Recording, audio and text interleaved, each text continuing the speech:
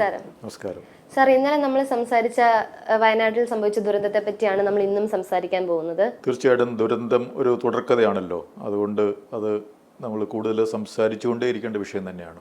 കേരളത്തിൽ മാത്രമേ ഈ കഴിഞ്ഞ എല്ലാ മഴക്കാലത്തും ഇങ്ങനെ ഓരോ പ്രകൃതി ദുരന്തം ഉണ്ടാകാനുള്ള പ്രധാന കാരണം എന്തായിരിക്കും? കേരളത്തിൽ പ്രകൃതി ദുരന്തം ഉണ്ടാകുന്നത് മഴക്കാലത്ത് പല വിധത്തിലുള്ള പ്രകൃതി ദുരന്തം ഉണ്ടാകുന്നുണ്ട്. 2017 ഓഖി ചുഴലിക്കാറ്റ് എന്ന് പറയുന്നൊരു കാര്യമാണ്. ഈ ചുഴലിക്കാറ്റിൽ 300-ലധികം ആളുകൾ മരിച്ചതിൻ്റെ പ്രധാന കാരണം നമ്മുടെ ദുരന്ത നിവാരണ അതോറിറ്റിയിലെ പ്രമുഖർ കിട്ടിയ മുന്നറിയിപ്പ് യഥാസമയം ഈ കടലിൽ പോയി മുക്കുവരെ അറിയിച്ചില്ല എന്നുള്ള വീഴ്ച കൊണ്ടാണ്. അപ്പോൾ ചുഴലിക്കാറ്റ് കടലിൽ കൂടി അടിച്ചതിലെങ്കിൽ നടക്കുക എന്നുള്ളത് ഒരു പ്രകൃതിയുടെ പ്രതിഭാസമാണ്. ആ സമയത്ത് മുക്കുവര കടലിൽ ഇല്ലായിരുന്നെങ്കിൽ ഒരാൾ മരിക്കത്തില്ല. അപ്പോൾ അതൊരു പ്രകൃതി ദുരന്തം ഉണ്ടാവത്തില്ല. അപ്പോൾ കാറ്റടിച്ചങ്ങ് പൊക്കോളുമല്ലോ. 2017 ഓഖി ദുരന്തമുണ്ടായത് ദുരന്ത നിവാരണ അതോറിറ്റിയുടെ അന്നത്തെ എക്സിക്യൂട്ടീവ് കമ്മിറ്റി ചെയർപേഴ്സൺ ആയിരുന്ന ചീഫ് സെക്രട്ടറി, ഇന്നത്തെ മുഖ്യമന്ത്രിയുടെ പ്രിൻസിപ്പൽ സെക്രട്ടറി, അദ്ദേഹത്തിന് വന്ന മുന്നറിയിപ്പ് 2 ദിവസത്തോളം ഈ പറഞ്ഞ കടലിൽ പോയവരെ അറിയിച്ചില്ല എന്നുള്ള ഒരു വീഴ്ച കൊണ്ടാണ്. പക്ഷെ അദ്ദേഹത്തിനെതിരെ ഒരു ഷോക്ക് കോസ് നോട്ടീസെങ്കിലും കൊടുത്തില്ല. അപ്പോൾ ദുരന്ത നിവാരണം അതിനുശേഷം 2018 പ്രളയമുണ്ടായി, 2019 ഉരുൾപൊട്ടലായി, പിന്നെ ഉരുൾപൊട്ടലുകൾ ഇടുക്കിയിലും അവിടെയൊക്കെ എല്ലാ വർഷങ്ങളും നടക്കുന്നുണ്ട്. അതിൽ കൂടെ മനുഷ്യർക്ക് അല്ലെങ്കിൽ മനുഷ്യരുടെ കൃഷി അല്ലെങ്കിൽ മനുഷ്യരുടെ വീട്, കടകൾ ഇതൊക്കെ ഒഴുകി പോവുകയും പിടിക്കുകയൊക്കെ ചെയ്യുന്നുണ്ട്. അതായത് മനുഷ്യരുടെ ജീവനും സ്വത്തിനും സംരക്ഷണം നൽകുന്ന സർക്കാർ എവിടെയെങ്കിലും ആ ജീവനും സ്വത്തിനും സംരക്ഷണം നൽകുന്നതിലൊരു വീഴ്ച വരുത്തിയാൽ ആ വീഴ്ച വരുത്തിയ ആൾക്കെതിരെ നടപടിയെടുക്കാത്തതാണ്. വീണ്ടും വീണ്ടും ദുരന്തം വന്നു കഴിഞ്ഞാൽ ഇതൊരു അവസരമായിട്ട് കണ്ട് എല്ലാവരും അതിനെ മുതലെടുക്കുന്നൊരവസ്ഥയിലേക്ക് കേരളം മാറിയത് കൊണ്ടാണ് വീണ്ടും വീണ്ടും ദുരന്തങ്ങൾ ഉണ്ടാകുന്നത്. അല്ലാതെ നമ്മളെ മഴയും കുറ്റം പറഞ്ഞതിൻ്റെ കാര്യമില്ല. മഴയുണ്ടായത് കൊണ്ട് മനുഷ്യർ മരിക്കണമെന്നില്ല. കാരണം മനുഷ്യന് വില നൽകുന്ന ഒരു ഭരണമാണ് ഇവിടെ ഉള്ളതെങ്കിൽ. ഗാഡ്ഗിൽ റിപ്പോർട്ട് നടപ്പിലാക്കേണ്ട കാര്യമുണ്ടോ? ഗാഡ്ഗിൽ റിപ്പോർട്ട് നടപ്പിലാക്കേണ്ട കാര്യമുണ്ടോ എന്ന് ചോദിച്ചു കഴിഞ്ഞാൽ തീർച്ചയായിട്ടും അത് നടപ്പിലാക്കണമല്ലോ. മനുഷ്യരുടെ ജീവനും സ്വത്തിനും സംരക്ഷണം നൽകേണ്ട ഒരു സർക്കാർ അത് നടപ്പിലാക്കണം. അത് നടപ്പാക്കാൻ വേണ്ടി കേന്ദ്ര ഗവൺമെൻറ് ദേശം 6-ലധികം നോട്ടിഫിക്കേഷൻ ഇപ്പം പ്രസിദ്ധീകരിച്ചു.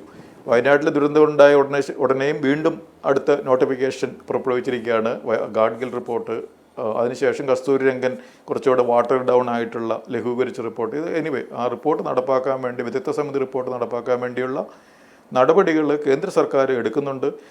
അതിൽ ഏകദേശം ഈ സംസ്ഥാനങ്ങളിലെ ബാക്കി കാര്യങ്ങൾ അവരുടെയൊക്കെ അഭിപ്രായങ്ങളും കാര്യങ്ങളും അതിനോടനുബന്ധിച്ച് കൃത്യമായിട്ട് നടക്കാത്തത് കൊണ്ടാണ് നടപ്പാക്കാത്തത്. ഒരു ഉദാഹരണം, നമ്മളുടെ കോൺഗ്രസിൻ്റെ ഒരു രാഷ്ട്രീയ നേതാവായിരുന്ന PT തോമസ് ഇടുക്കിയിൽ ഈ ഗാഡ്ഗിൽ കസ്തൂരിരംഗൻ റിപ്പോർട്ട് പരിസ്ഥിതിക്ക് വേണ്ടി വാദിച്ച് നടപ്പാക്കണമെന്ന് പരസ്യമായ നിലപാടെടുത്തു. അപ്പോൾ ഈ കോൺഗ്രസ് കേരളം മാറി മാറി ഭരിച്ച ഈ കോൺഗ്രസ് സർക്കാരിൻ്റെ ആ രാഷ്ട്രീയ പാർട്ടി എന്താണ് ചെയ്തത്? PT തോമസിനെ ഈ പറഞ്ഞ ഇടുക്കിയിൽ നിന്ന് ഓടിച്ചു.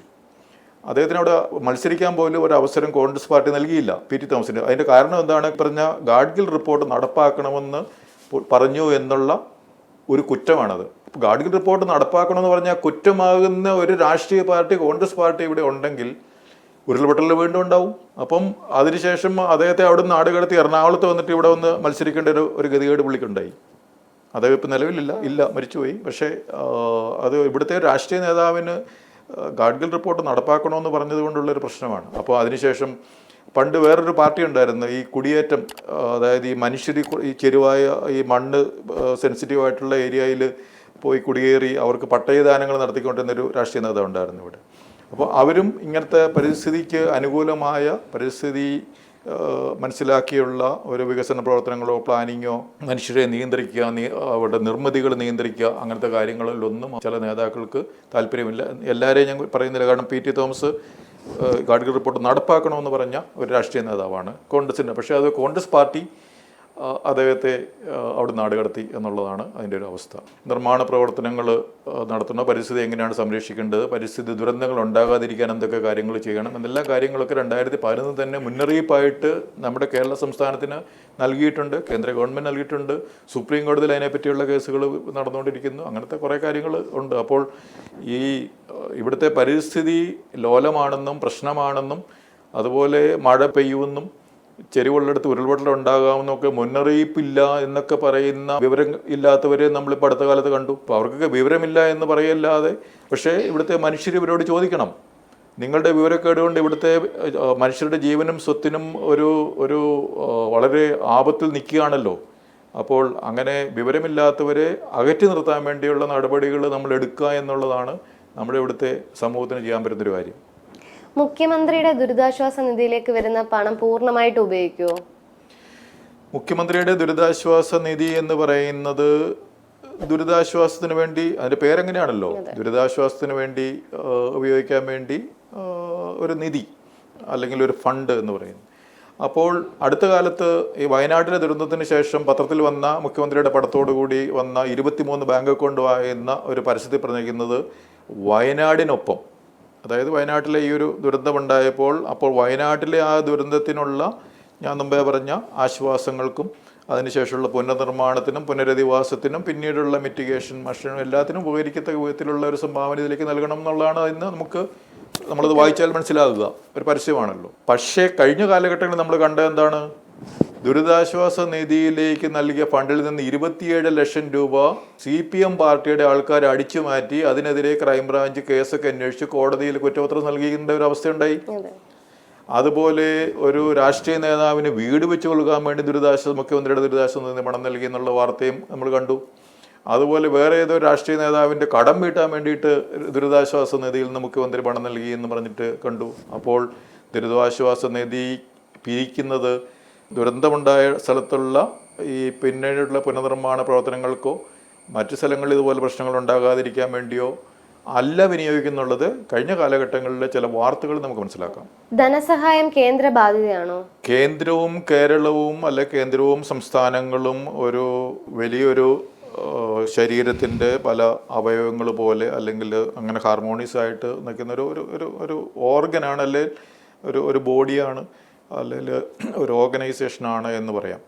അപ്പോൾ കേന്ദ്ര സർക്കാർ ആണ് ഈ ദുരന്തം സംബന്ധിച്ച നിയമം പാസ്സാക്കിയിട്ടുള്ളത്. അപ്പോൾ കേന്ദ്ര നിയമം തന്നെയാണ്. അപ്പോൾ അതിൽ കേന്ദ്രത്തിന് അതിൻ്റേതായ ചില കടമകളും കാര്യങ്ങളും ഉണ്ട്, അവരുടേതായ ഫണ്ടുമുണ്ട്, അതിൻ്റേതായ സേനയുണ്ട്, ദുരന്ത നിവാരണ സേനയുണ്ട്. സംസ്ഥാനത്തിന് ഒരു ഫണ്ടുണ്ട്, ദുരന്ത നിവാരണ ഫണ്ടുണ്ട്. അതുപോലെ ദുരന്ത നിവാരണത്തിന് വേണ്ടിയിട്ടുള്ളൊരു മാനേജ്മെൻറ്റ് പ്ലാനുണ്ട്, അതായത് ഡിസാസ്റ്റർ മാനേജ്മെൻറ്റ് പ്ലാൻ എന്ന് പറയും. അപ്പോൾ ആ പ്ലാന്, മാനേജ്മെൻറ്റ് പ്ലാൻ എന്ന് പറഞ്ഞാൽ എന്താണ്? ദുരന്തം ഉണ്ടാകാതിരിക്കാൻ വേണ്ടിയുള്ള പ്ലാനിങ്, അതുപോലെ അതിൻ്റെ ഓർഗനൈസിങ് ആൻഡ് എക്സിക്യൂട്ടിങ്, അതുപോലെ ദുരന്തമുണ്ടാകുന്ന സ്ഥലങ്ങളിലുള്ള ശാസ്ത്രീയ പഠനങ്ങൾ നടത്തിയ ശേഷമുള്ള മോണിറ്ററിങ്. അപ്പോൾ അത് ഡിസാസ്റ്റർ മാനേജ്മെൻറ്റ് പ്ലാനിൻ്റെ ഘടകങ്ങളാണ്. അപ്പോൾ ഇവിടെ മുന്നറിയിപ്പൊന്നും കിട്ടിയില്ല, നമുക്കൊന്നും അറിഞ്ഞുകൂടായിരുന്നു, ഇവിടെ ആർക്കും പ്രവചിക്കാൻ പറ്റില്ല, അറിഞ്ഞുകൂടായിരുന്നു ഇവിടെ ദുരന്തം ഉണ്ടാവുന്നു എന്നാരെങ്കിലും പറഞ്ഞു കഴിഞ്ഞാൽ ഡിസാസ്റ്റർ മാനേജ്മെൻറ്റ് പ്ലാൻ ഉണ്ടാക്കി വെച്ചിരിക്കുന്നത് എന്തിനാണ്? അത് മുഖ്യമന്ത്രി ചെയർമാനായിട്ട് ഡിസാസ്റ്റർ മാനേജ്മെൻറ്റ് അതോറിറ്റിയുടെ പണി എന്താണ്? അപ്പോൾ അതുപോലെ ദുരിതാശ്വാസ നിധിയുടെ ഉദ്ദേശം എന്താണ്? ഈ ഏതെങ്കിലും രാഷ്ട്രീയ നേതാവിന് വീട് വെച്ച് കൊടുക്കാൻ വേണ്ടിയിട്ടാണോ? രാഷ്ട്രീയ നേതാവിന് കടം വീട്ടാൻ വേണ്ടിയിട്ടാണോ? അതോ പാർട്ടിക്കാർക്ക് അടിച്ചു മാറ്റാൻ വേണ്ടിയിട്ടാണോ ദുരിതാശ്വാസ നിധി? അല്ലല്ലോ. ഈ ഡിസാസ്റ്റർ മാനേജ്മെൻറ്റ് പ്ലാൻ അനുസരിച്ച് പഠനങ്ങൾ നടത്തി കാര്യങ്ങൾ എക്സിക്യൂട്ട് ചെയ്ത് കഴിഞ്ഞാൽ പ്രശ്നങ്ങൾ ഉണ്ടാവില്ല. അപ്പോൾ കേന്ദ്രത്തിൻ്റെ കടമ എന്ന് വെച്ച് കഴിഞ്ഞാൽ കേന്ദ്രം ഇപ്പം വയനാട്ടിൽ തന്നെയാണ് ദുരിതമുണ്ടായപ്പോഴത്തേക്കും എല്ലാവർക്കും 2 ലക്ഷം രൂപ വെച്ച് ഉടനെ കൊടുക്കുമെന്ന് പറഞ്ഞപ്പോൾ പ്രധാനമന്ത്രി പ്രഖ്യാപിച്ചു. അതുപോലെ പരിക്കേറ്റവർക്കും പണം പ്രഖ്യാപിച്ചു. പിന്നെ അടുത്തത് വലിയൊരു ദുരന്തമാണ് എങ്കിൽ പ്രത്യേക പാക്കേജ് എന്ന് പറഞ്ഞിട്ട്, അതിതീവ്ര ദുരന്തമാണെങ്കിൽ പ്രത്യേക പാക്കേജ് പോലെ ഒക്കെ കേന്ദ്രം പ്രഖ്യാപിക്കാറുണ്ട് പല സ്ഥലങ്ങളിലും. അടുത്തൊരു കാര്യം, ഒരു ഡിസാസ്റ്റർ മിറ്റിഗേഷൻ ഫണ്ട് എന്ന് പറഞ്ഞ വേറൊരു ഫണ്ടുണ്ട് കേന്ദ്രത്തിൻ്റെ കൂടെ, അത് സംസ്ഥാനത്തിനുണ്ട്. അതായത് അത് പുനരധിവാസത്തിനല്ല, വരാതിരിക്കാൻ വേണ്ടി നോക്കാൻ വേണ്ടി 2022 കേന്ദ്രം ഏകദേശം 250 കോടി രൂപ സംസ്ഥാനത്തിന് നൽകി. കേരളത്തിൻ്റെ അതിൻ്റെ പകുതിയോളം കൂടി 460 കോടിയോളം രൂപ ദുരന്തം വരാതിരിക്കാൻ വേണ്ടി കേന്ദ്ര സർക്കാരിൻ്റെ അതിൻ്റെ ഭൂരിഭാഗം അവർ കേരളത്തിൽ വന്നിട്ടുണ്ട്. ദുരന്തം ഉണ്ടാകുന്ന മറ്റു സംസ്ഥാനങ്ങളിൽ അത് കൊടുക്കുന്നുണ്ട്. അപ്പോൾ കേന്ദ്ര സർക്കാർ തീർച്ചയായിട്ടും ഫണ്ട് നൽകുന്നുണ്ട്. ആശ്വാസമായിട്ട് ആദ്യം പ്രഖ്യാപിച്ച ഒരു പണം ധനസഹായം പ്രധാനമന്ത്രി പ്രഖ്യാപിച്ചില്ല, 2 ലക്ഷം രൂപ വെച്ച് എല്ലാവർക്കും. ഇപ്പോൾ വിദഗ്ധ സമിതിയെ വിട്ടിട്ടുണ്ട് പ്രധാനമന്ത്രി ഇതിനെപ്പറ്റി പഠിക്കാൻ വേണ്ടിയിട്ട്. കേരളത്തിലേക്ക് മുഖ്യമന്ത്രിയുമായിട്ടൊക്കെ ചർച്ച നടത്തി കഴിഞ്ഞു. അപ്പോൾ ആവശ്യമുണ്ടെങ്കിൽ ആ വിദഗ്ധ സമിതിയുടെ റിപ്പോർട്ട് അനുസരിച്ച് വീണ്ടും അതിനുള്ള സഹായങ്ങൾ തീർച്ചയായിട്ടും കേന്ദ്രം നൽകും. പിന്നെ അടുത്തൊരു കാര്യം എന്ന് പറയുന്നത്, ഈ മിറ്റിഗേഷൻ ഫണ്ടിൽ നിന്ന് ഓൾറെഡി നൽകിക്കഴിഞ്ഞ് ഇനി ആവശ്യമുണ്ടെങ്കിൽ നൽകും. ഇവിടെ ഡിസാസ്റ്റർ മാനേജ്മെൻറ്റ് പ്ലാന് കേരളത്തിൻ്റെ മുഖ്യമന്ത്രി ചെയർമാനായ ഈ ദുരന്ത നിവാരണ അതോറിറ്റിയുടെ മേൽനോട്ടത്തിലും നിയന്ത്രണത്തിലുമുള്ള അതിൻ്റെ ആ കമ്മിറ്റിയിൽ വിദഗ്ധരൊക്കെ ഉണ്ട്. അപ്പം ആ പ്ലാന് ഇതുവരെ ഉണ്ടാക്കി വെച്ചിരിക്കുന്ന പ്ലാൻ കൊണ്ടൊരു ഉപകാരമൊന്നും ഇല്ലെങ്കിൽ അത് മാറ്റിയിട്ട് പഠനങ്ങൾ നടത്തി പുതിയ പ്ലാൻ ഉണ്ടാക്കണം. പ്ലാൻ ഉണ്ടാക്കിയിട്ട് കേന്ദ്രത്തോട് ഇന്ന കാര്യങ്ങൾ ചെയ്യാൻ വേണ്ടി ഫണ്ട് വേണമെന്ന് പറഞ്ഞു കഴിഞ്ഞാൽ അവർ കൊടുക്കും. VIP-കൾ നേരിട്ട് വയനാട്ടിലേക്ക് എത്തുന്ന അവിടുത്തെ ജനങ്ങൾക്ക് ഒരു ആശ്വാസമല്ലേ? തീർച്ചയായിട്ടും നമ്മുടെ സിനിമാ നടന്മാരും രാഷ്ട്രീയ നേതാക്കളും നന്നായിട്ട് പറയാനും അഭിനയിക്കാനും ഒക്കെ കഴിവുള്ളവരൊക്കെ ഈ ദുരന്തബാധിത പ്രദേശത്ത് എത്തുന്നത് ജനങ്ങൾക്ക് തീർച്ചയായിട്ടും ആശ്വാസമാണ്.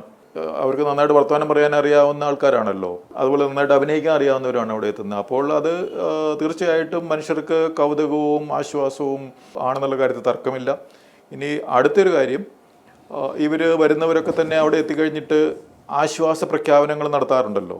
ഇപ്പോൾ നമ്മുടെ കേരളത്തിലെ ഒരു പ്രധാന നടൻ ഉടനെ തന്നെ പ്രഖ്യാപനം നടത്തി, വീട് വെച്ച് കൊടുക്കും, അല്ലെങ്കിൽ പണം പുതിയതായി നൽകി.